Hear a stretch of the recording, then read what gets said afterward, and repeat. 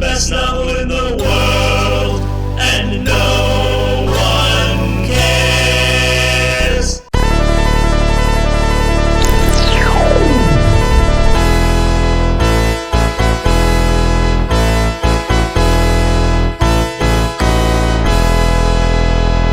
Hi everyone, today we're going to talk about NaNoWriMo.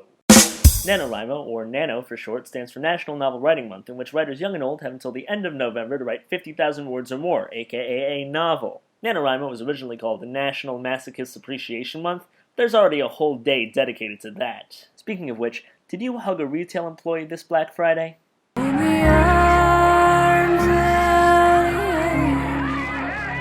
NaNoWriMo participants seem to fall into three camps. The magical realism nerds who fill up pages with technobabble and made-up languages like the slice-of-life emo douche-sticks who recant for chapters about their confusing sex lives, or lack thereof, and the people who can actually write, but for some reason wait until November to shit out a perfectly good page-turner. I'm in the second camp, because all my attempts to rush a novel have resulted in me making up stories about hanging out with people who don't exist and doing things that, if I attempted in real life, would cripple me so terribly you'd have to help me piss through a tube. I only won NaNoWriMo once out of 3 times. The resulting novel was an indie adventure quest kind of story, which, from 1 to 10 on the scale of pretentious dickery, was an I go to an Ivy League college. I will say, though, that every time I look back on that old manuscript, I want to chew off my balls less and less.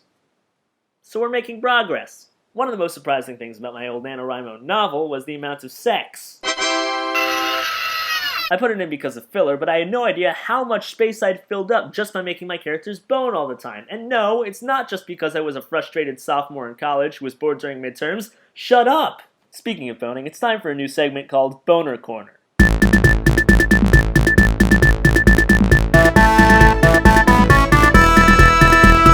Boner Corner. Thanks, Cool Bro, for the name. I always laugh when people flounder when it comes to the human genitalia. It's confusing to them, which is why we always hear about it so much in politics and middle school classrooms. Although there's really no difference between the two, right?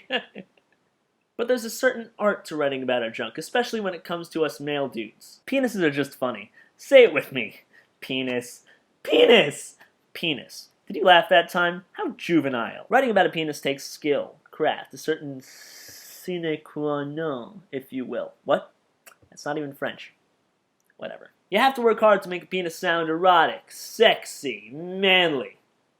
Manly. Fuck it. Otherwise it all just kind of sounds flaccid. But sometimes you read about a penis, and I don't know, it's hard to describe the beauty and the majesty of such a depiction. Let me read you this quote from my first NaNoWriMo novel, in which the main character, a lady, is pleasuring the owner of a strip club. I know, past me was young, carefree, a little bit sexist. He has since died of dysentery. Here's what I wrote. Slowly I retract my arm, letting the beast out of its cage.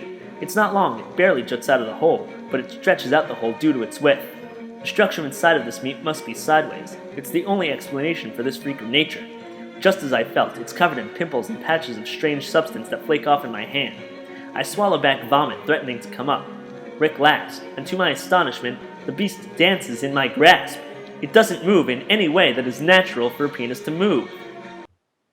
Wow. I think I just scarred myself for life from the past. Holy shit! So, okay, what have we learned? NaNoWriMo is a nice challenge if you can commit to it, but it doesn't always produce the best quality content. Writing about sex is a tough beast that takes time and practice to master. And finally, remember people, a Walmart is no place to start up a fight club.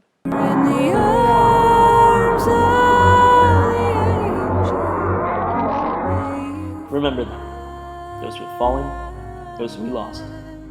Never forget. Black Friday 2012. Thanks for watching.